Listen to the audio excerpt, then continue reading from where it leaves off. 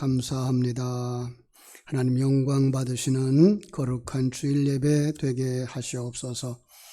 찬양으로 영광 돌리는 우리 집사님과 또 함께 아멘으로 화답하는 모든 성도들 동일한 은혜가 충만되게 하여 주시고, 또 이렇게 종교개혁주일에 주셔야 하시는 말씀, 또 성찬 예식에 내려주셔야 하시는 하나님의 은혜가 손실됨이 없이 부족한 종을 도구로만 사용하여 주셔서 우리 다 같이 주님 앞에 서는 시간이 되게 하여 주시옵소서.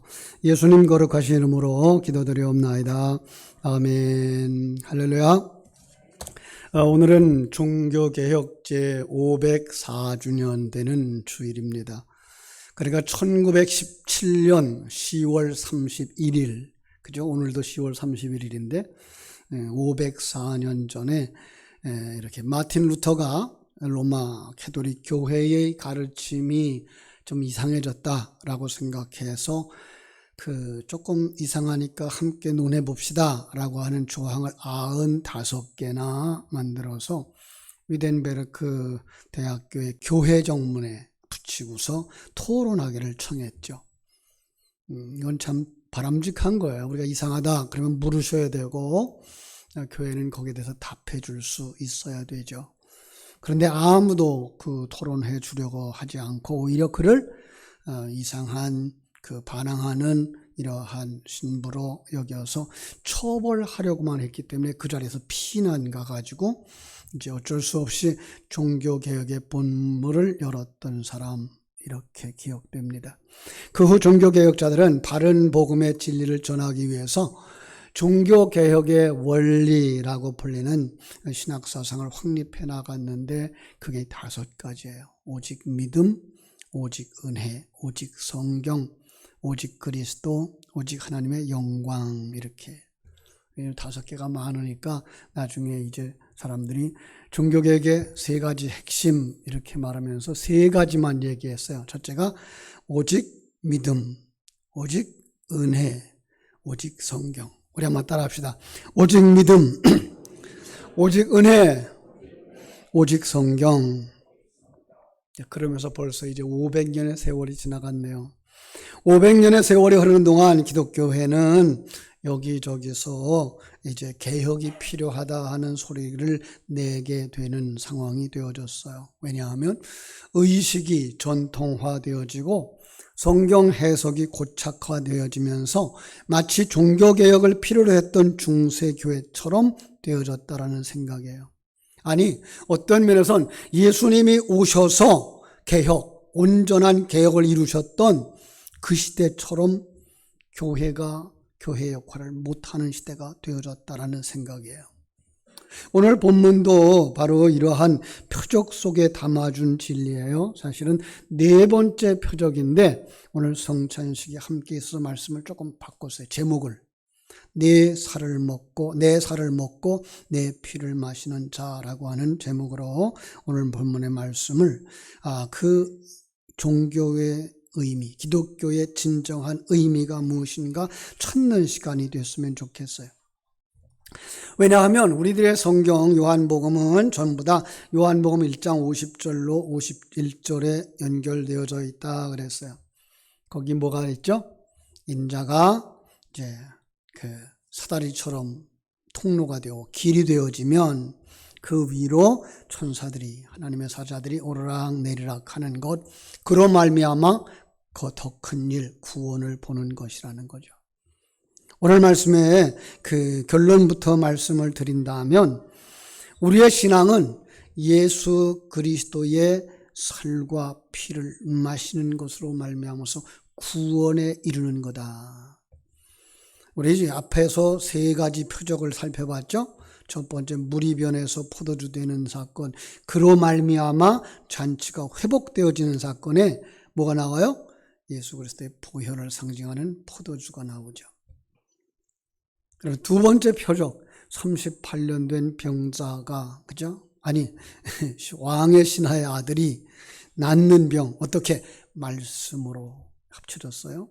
그리고 지난주에 38년 된 병자가 은혜의 자리에 와서 앉아 있으면서도 은혜의 진정한 의미를 파악하지 못할 때 예수님께서 찾아오셔서 말씀하셨고 그 말씀에 순종함으로 그가 병든 자리에서 일어났고 증거의 그 자리를 가지고 삶의 현장으로 나가는 모습을 보여주었던데 거기에 핵심이 뭐라고요?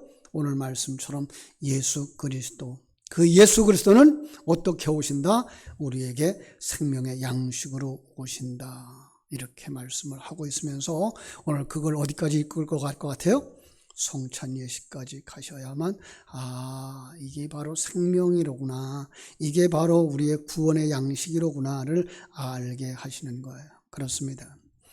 그래서 오늘 본문의 말씀을 잘 이해하기 위해서 그러지 못하면 이렇게 된다라는 얘기를 결론으로 한번 벌써 말씀을 드릴게요. 14절 15절을 같이 읽겠습니다. 6장 14절 기억하십니까? 그 사람들이 예수께서 행하신 이 표적을 보고 말하되 이는 참으로 세상에 오실 그 선지자라 하더라. 그러므로 예수께서 그들이 와서 자기를 억지로 붙들어 임금으로 삼으려는 줄 아시고 다시 혼자 산으로 떠나가시니라.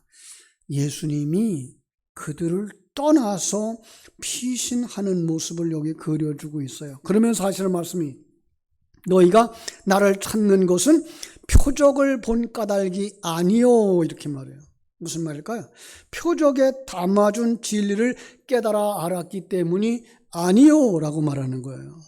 그리고 떡을 먹고 배부른 까닭이라는 것, 세상적 필요를 채워줬다고 따라오는 것 때문에 나는 뭐한다? 그들 가운데 있지 아니한다라는 거예요. 표적에 담아준 진리의 내용을 깨달아 아는 것이 더 중요한데 사람들은 그 표적에 진리를 담아준 그 진리를 보지 못하고 뭐 한다고요? 이 땅에서 세상적인 필요가 채워졌다. 세상적인 문제가 해결되었다. 그런 말미암아 장수한다. 여기에만 관심이 집중된다는 거예요. 그러면 어떻게 될까요? 안타까운 소식을 접했는데요. 요즘 교회 여기저기에서 신앙생활 열심히 했던 사람들이 이단의 집단으로 넘어간대요. 그것도 신천지라고 하는 집단으로. 평신도들 가운데 열심히 썼던 사람들이, 아니 직분자들이, 심지어는 목사님들이 그리로 넘어간다는 거예요. 얼마나 안타까운 일인지 모르겠어요. 왜 그래요? 표적을 보고 이 세상에서 잘 먹고 이 세상에서 잘 살고 그들이 이야기하는 것처럼 과천에다가 새성 예루살렘을 짓고 싶어서. 이건 예수님 오셨던 그 당시의 유대인들과 똑같은 사상이거든요. 그런데 오늘 본문은 주님은 여기에 물고기 2마리와 보리떡 5개 어린아이의 양식을 가지고 나오면서 표적으로 삼는 거예요. 그러니까 오늘 이 이야기의 전체적인 내용 다 말씀드릴 시간이 없어서 이야기하지 못하지만 이 속에는 하나님의 진리의 말씀을 하나님이 너희들에게 주어서 먹게 하심으로써 너희들이 구원받은 거야를 가르쳐주는 설교라는 거예요. 그러니까 설교를 들으면서 설교 속에서 예수님을 만나야 되고 설교 속에서 예수님의 생명을 내 생명으로 삼아야 되고 하나님 그렇게 되기 위해서 양식 주세요라고 구하고 세상적인 평안함을 구하는 게 아니라 그 나라에 이르게 하세요라고 나아가야 이 시간과 공간 세계 속에서 신앙생활 하면서 우리는 어디 갈 준비를 해요? 천국 갈 준비를 하는 거예요. 근데 많은 사람들이 천국 갈 준비를 하지 아니하고 이 세상에서 잘 먹고 잘 살고 인간답게 사는 것만 추구한다고요. 엊그제 은퇴하신 목사님 한 분을 만났어요. 백령도에 들어가셔서 이렇게 목회를 하시다가 연세가 되셔서 은퇴를 하고 나왔는데 요즘 들어서 자기 설교를 다시 한번 점검해보고 있다는 거예요. 내가 정말 설교를 바르게 했나? 평신도들의 삶을 돌아보면서 그들이 천국을 바라보고 나가지 않고 있더라는 거예요. 이건 우리의 신앙이 잘못된 거예요. 지금 개혁해야 돼요. 우리의 소망은 이 세상에서 인간답게 사는 것 물론 중요해요. 그런데 예수 그리스도가 이 땅에 오셔서 십자가를 지고 죽으심으로 말미암아 완성한 길은 이 세상에서 아무리 잘 누려도 100년밖에 안 되고 아무리 오래 가지고 있어도 100년밖에 안 되는 거예요. 그걸로 완성인가요? 아니에요. 우리는 천국 사람으로 온전하게 완성되어져서 이 세상 떠날 때에 천국 문을 그저 문턱 하나 넘어서듯 과감하게 넘어설 수 있는 사람, 그리고 그걸 소망하며 살아가는 사람이 되어져야 하는 것입니다. 사랑하는 여러분, 표적이 무엇입니까? 세메이온이라고 하는 단어에는요, 두 가지 의미가 있어요. 그 당시에 사람들이 보는 눈으로는요, 뭐가 있어요? 병이 고쳐지고 문제가 해결되어지고, 그죠? 빵 만들어 먹여주는 그 능력자, 기적을 베푸는 능력자로 보여지게 하는 그림이 있어요. 그 시대엔 그렇게 일어났어요. 그런데 더 중요한 건 그 속에다가 진리를 담아주셔서 그 표적 속에 누구를 만나게 해주세요? 예수님을 만나게 해주세요. 그리고 그 만남을 통해서 진리의 말씀이 뭔지 알게 해주시고요. 그 진리의 말씀을 생명으로 받게 해주셔서 우리의 눈을 열어 하늘나라를 보게 하시고 하늘나라를 소망하며 살게 해주는 게 표적이라는 거예요. 그럼 요한복음 6장에 나오는 표적은 그럼 뭘까요? 이 세상에서 예수님만 있으면 떡 걱정 안 하겠다, 양식 걱정 안 하겠다, 예수님 왕으로 삼자, 이게 아니라는 얘기를 지금 14절 15절에 하고 있잖아요. 그럼 그 당시 예수님이 그 사건만 통해서 그 말씀을 선포했을까요? 아니라는 거죠. 성경 창세기부터 요한계시록까지 그 말씀을 하고 있다는 걸 우리는 볼 수 있는 눈을 가진 사람들이 되어져야 합니다. 자, 5절 6절 한번 볼게요. 조금 앞으로 가서 본문 앞에 5절 6절, 예수께서 눈을 들어 큰 무리가 자기에게로 오는 것을 보시고 빌립에게 이르시되 우리가 어디서 떡을 사서 이 사람들로 먹게 하겠느냐 하시니, 이렇게 말씀하시면 신이 어떻게 하실 것을 아시고 빌립을 시험하고자 하심이라. 시험하고자 했다. 지금 이들이 서 있는 곳은 광야예요. 그런데 여러분, 성경 전체 속에서 광야에서 먹는 양식의 문제를 가지고 시험을 했다. 그러면 어디가 얼른 떠올라야 되죠? 출애굽한 이스라엘 백성들이 광야 생활이 떠올라야 되는 거예요. 그래서 하나님이 광야 생활 속에서 만나를 주시면서 생수를 마시게 해주시면서 그들에게 시험을 했던 거예요. 성경 속의 양식은 배고픈 것들을 채워주는 육신의 양식을 의미하는 것이 아니라는 거예요. 여러분, 아무리 신앙이 좋아도 이 세상에서 밥을 먹지 않으면 배고프게 되어져 있어요. 그리고 아무리 많은 양식을 가지고 있어도 그는 천국까지 가지 못해요. 그러니까 성경이 이야기하고 있는 양식은 타락한 인생의 굶주림, 그 배고픔을 해결해주는 하늘 양식, 진리의 말씀을 의미하고 있는 거예요. 그래서 예수님이 빌립에게 어디서 떡을 사서 사람들에게 먹게 하겠느냐라고 묻는 거예요. 어떻게 줄까? 라고 묻지 않고 어디서 떡을 구할까를 물으시는 거예요. 다시 말하면 저들에게 줄 양식은 세상에서 구해야 하나, 하늘에서 구해야 하나, 이 질문인 거예요. 여러분에게 이렇게 주님이 물으신다면 여러분 어떻게 대답하시겠습니까?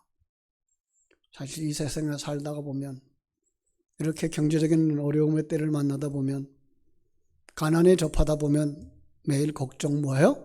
무엇을 먹을까, 무엇을 마실까 걱정을 해요. 그런데 하나님은 우리에게 뭐라고 말씀하셨어요?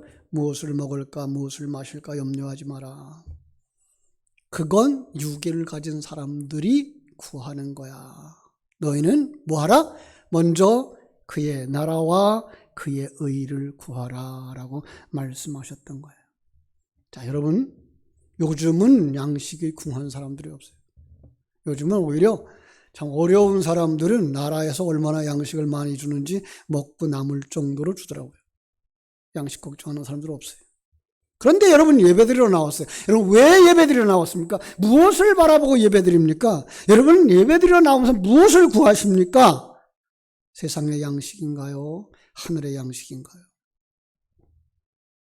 주님께서 요한복음 4장에서 성령에 이끌려서 광야에서 금식하고 줄였을 때 사단이 나타나서 시험을 하죠. 돌을 들어서 떡을 만들어 먹어라 그래요. 그때 예수님이 뭐라고 대답했어요? 사람이 떡으로만 사는 것이 아니요 하나님의 입으로 나오는 모든 말씀으로 사는 것이니라 그랬어요. 신자나 불신자 밥을 먹고 사는 것 정상이에요. 그렇다면 왜 하나님의 백성은 하나님의 입으로 나오는 모든 말씀을 양식으로 삼고 살아야 한다고 할까요?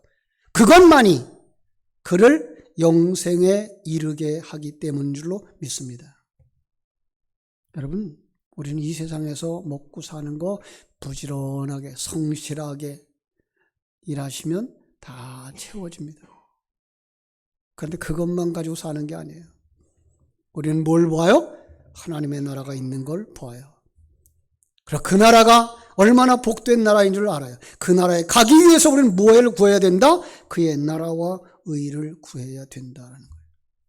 이게 오늘 말씀 속에서 재미난 그림으로 그려집니다. 안드레가 보리떡 5개 물고기 2마리를 들고 나오면서 어린아이의 양식입니다 그래요. 자, 유대인들은 남자의 수만 숫자를 쳤어요. 그래서 여기 5,000명도 남자의 수만 5,000명이에요. 남자도 장정들만. 그런데 사람들의 모임에 보면은 어떤 사람들이 더 많아요? 여자가 더 많아요.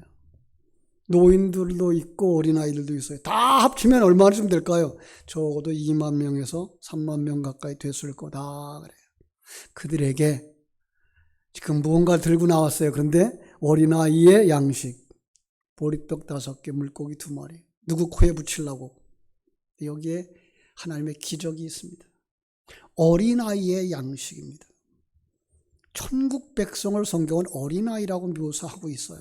그러니까 그 당시 나왔던 아이는 어린아이예요. 그 당시 가지고 나왔던 보리떡 5개, 물고기 2마리는 그 아이의 점심 끼니를 때울 도시락이에요. 그런데 그걸 그릇으로 삼아서 우리에게 지금 진리를 선포해 주실 때 그건 하나님의 백성의 양식이에요. 어디서 볼 수 있죠? 그들이 배불리 먹고 남은 것이 몇 바구니? 12바구니. 12이라는 숫자예요. 아들의 숫자예요. 그 아들이 먹는 양식인 거예요. 그리고 6장 51절로 갑니다. 6장 조금 뒤로 가서 51절에 가면은요. 나는 하늘에서 내려온 살아있는 떡이니 사람이 이 떡을 먹으며 영생하리라. 내가 줄 떡은 곧 세상의 생명을 위한 내 살이니 내 살이니라. 그죠? 예, 51절. 이것이 만나예요. 이것이 오병이어에 담겨준 내용인 거예요. 이걸 어린아이의 양식이라고 말하는 거예요. 여러분, 천국 속의 어린아이는, 성경 속의 어린아이는 누구예요? 천국 백성. 그 어린아이가 가진 양식, 그건 천국 백성의 양식인 거예요. 오늘 성찬식을 대하면서 여러분 성찬의 진정한 의미를 음미하겠습니다마는 이스라엘 백성들이 광야에서 새벽마다 만나서 만나를 얻고 반석에서 나오는 물로 마시면서 생활을 했던 그림이 이 오늘 본문에서는 광야에서 보리떡 5개와 물고기 2마리 어린아이 양식으로 그려지고 있고, 그리고 예수님이 마지막 돌아가시기 전날에 그 마지막 6월절을 지키면서 그들에게 떡을 떼어주면서 내 살을 먹고 내 피를 마시라라고 해서 성찬의 기초를 놓아주신 것이 곧바로 뭐예요? 생명의 양식인 거예요. 천국 백성들이 먹어야만 되는 그의 나라와 그의 의를 구하고 하나님의 사람으로 완성되어진 양식인 거예요. 그런 면에서 이 성찬식은 사실 집례하시는 우리 장로님들이 성도들의 입에다 넣어주는 게 정상이에요. 왜? 생명 양식은 피동적이에요. 우리는 죽었던 자였어요. 예, 양식인지 구분도 못하는 상황에 하나님이 우리 속으로 들어오시는 거예요. 그런데 조금 더 의미를 가미하자면 이제는 그게 없으면 안 돼요 라고 생각해서 우리가 그걸 얼른 받아서 먹는 그 모습으로 보셔도 되겠어요. 그렇습니다. 이제 우리는 그 떡을 먹고 그 잔을 마시는 자들이 되어줘야 되는데, 여러분 그 떡이 여러분을 배부르게 할까요? 참 우리 믿음의 선배들이 그런 면에서 참 재치 있어요. 처음에는요, 이 많은 시루에다가 떡을 해가지고 마음껏 먹었대요. 생명양식이라고. 그런데 점점 작아지는 이유가 뭘까요? 생명양식 가지고 너의 육신에 배부름을 주는 게 아니야. 그거 알라고 뭐예요? 크게 해줘요? 작게 해줘요? 아주 작게 해줘요. 그거 마심으로 너희가 목마름이 해결되는 게 아니야를 보여주시려고 작은 포도주잔에다가. 근데 그건 뭐예요? 바로 그것은 진리와 생명의 말씀이야를 깨달아 알게 해 주시려고 이렇게 오래 한 1년에 한 3번, 4번 정도를 성찬식을 가지는 거예요. 제가 아주 신학을 처음 시작했을 때 그리스도 교회에 가서 봉사한 적이 있는데요. 그리스도 교회는 매주마다 성찬식을 해요. 매주마다 성찬식을 하니까 그 성찬의 귀중함을 알까요, 모를까요? 그것도 또 몰라요. 그냥 의무적으로 그냥 예배 끝날 때 되니까 성찬식 하나보다 그러고 받아 먹는 거죠. 아니에요. 우리는 성찬식을 통해서 창세기부터 요한계시록까지 있는 하나님의 표적들 속에는 예수님의 살이, 예수님의 피가 들어있구나라는 걸 깨달아 알아야 되고요. 성찬을 할 때마다 뭘 받아야 돼요? 뭘 느껴야 돼요? 아, 이 살과 피는 우리의 생명이 되는데 이게 바로 진리의 말씀이구나를 깨달아 아셔야 정말 성찬에 바른 참여를 하게 되는 거예요. 그렇습니다. 우리가 매번 예배를 드리는 것은 곧 예수의 살을 받고 예수의 피를 받는 것이구나를 묵상하고 잊어버리지 않도록 우리는 이렇게 성찬 예식을 거행하는 것입니다. 그렇습니다. 그것을 보지 못하면, 그것을 깨달아 알지 못하고 떡을 먹고 잔을 받으면 그걸 뭐라 그래요? 죄를 더하게 하는 것이니라. 우상 숭배자들과 다를 바가 없다. 불신자들과 다를 바가 없다. 그러는 거예요. 그래서 오늘 아까 읽은 14절과 15절에서 이렇게 얘기하고 있는 거예요. 그 사람들이 예수께서 행하신 이 표적을 보고 말하되 이는 참으로 세상에 오실 그 선지자라 하더라. 그러므로 예수께서 그들이 와서 자기를 억지로 붙들어 임금 삼으려는 것을 아시고 다시 혼자 산으로 떠나가시니라. 그들 무리 속에 예수님 계신다, 안 계신다? 안 계시는 거예요. 예수님을 통해서 세상에서 출세하겠다고 기도하고, 예수님을 통해서 돈 벌겠다고 기도하고, 예수님을 통해서 문제 해결만 받겠다고 기도하는 그들은 이들인 거예요. 그들 속에 누가 없다? 예수님 없다. 그들은 나를 배부르게 해줄 육신적이고 세속적인 양식으로만 본 사람들. 안타까운 것은 그러한 자들의 심령 속에 예수님 안 계신다. 이것이 오병이어의 기적에 담겨진 메시지인 거예요. 다시 한번 이야기합니다. 그건 누가 가지고 나왔어요? 어린아이가. 어린아이가 가지고 나온 양식은 여러분 이 세상의 떡이 아닙니다. 오늘 우리 장로님들을 통해서 받을 성찬 세상의 양식이 아닙니다. 영의 양식입니다. 예수님의 살이고 예수님의 피입니다. 여러분 이것을 로마 캐토릭은 목사가 신부가 이 잔을 들고 기도할 때 이게 예수 피로 변하고 예수의 살이 변으로 산으로 변한다고 그래요. 천만에요. 그렇게 변하지 않습니다. 왜냐하면 그 속에는 영감이 있는 거예요. 진리가 담겨져 있는 걸 내가 먹는 거구나. 예배하면서 들은 그 설교가 내 생명이 되어지는 양식이구나를 상징으로 보여주고 있는 거지. 그거 먹는다 그래서 다 천국 가는 거 아니에요. 진리를 바로 알고 예수님과 동행하는 삶을 사시는 신앙인이 되셔야 천국 가는 거예요.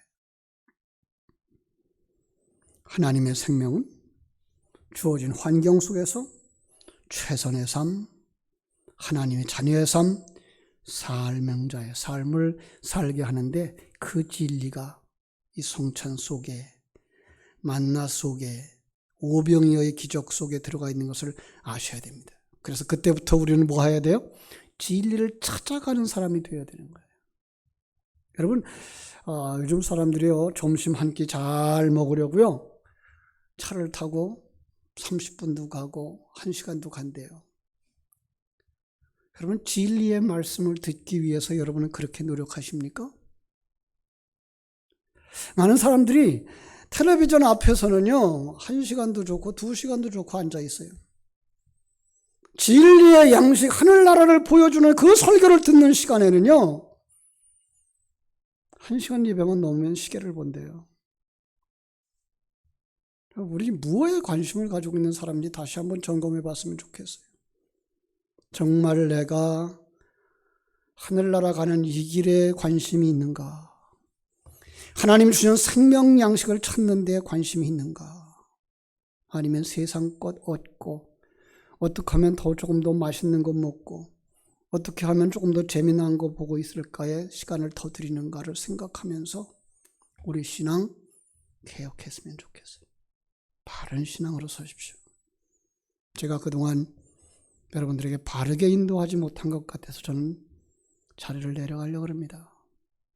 새로 오시는 목사님, 좋은 목사님을 만나고 그분을 통해서 여러분 순종을 배우시고 바른 신앙을 배우셔서 한 사람도 나고점이 없이 다 천국에 이르기를 주님의 이름으로 축원합니다.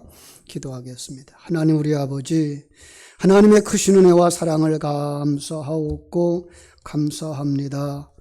7개의 표적 속에 담아준 진리를 묵상해가는 귀한 시간, 이렇게 오병이어로 5,000명의 사람들을 배불리 먹고도 남았던 12바구니의 기적의 역사 속에 담아준 진리를 또 이렇게 성찬 예식과 때맞춰서 접할 수 있도록 도우신 하나님께 감사를 드립니다. 이 예배 진리의 말씀과 성찬 예식이 바로 오늘 이 성찬 예식에 참여하는 모든 성도들의 심령 속에 생명이 되게 해주시고 능력이 되게 해주셔서 천국을 소망하며 사는 사람들, 천국 백성답게 살아가는 사람들, 교회를 세우고 다음 세대를 생명길로 인도하고 축복의 길로 인도하는 축복의 통로, 생명의 통로들이 되도록 사용하여 주시옵소서. 주님께서 오늘 이제 이후에 진행되어질 성찬 예식 후에 기름 부어주시기를 간절히 소원하며 예수님 거룩하신 이름으로 기도드리옵나이다. 아멘.